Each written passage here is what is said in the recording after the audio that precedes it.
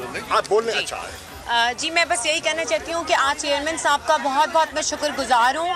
उन्होंने आज मुझे बुलाया और इज़्ज़त दी और जिस तरीके से मेरा सारी बात सुनी, जो तशद्दुद फवाद पे किया जा रहा है, जिस तरह से उनको लाया जा रहा है दहशतगर्दों की तरह अदालत में, जिस तरह से उनको लाया जा रहा है दहशतगर्दों की तरह कपड़ा डाल के मुंह पे अदालत में, उसकी सख्त मजम्मत की है चेयरमैन साहब ने। और आज उन्होंने सारे जो मैंने उनको बयान किया है सारा नज़ारा, उसके ऊपर उनको बहुत ही अफसोस हुआ है जिस तरह का रवैया फवाद साहब के साथ पेश हो रहा है।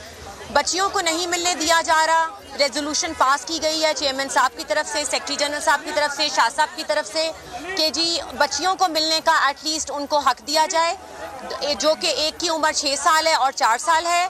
बच्चियों को जज साहब ने कहा कि उनको बख्शी खाने में मिलाया जाए, लेकिन उन लोगों को नहीं मिलाने दिया गया। So we will be filing a contempt in upper court also के फवाद साहब को नहीं मिलवाया गया।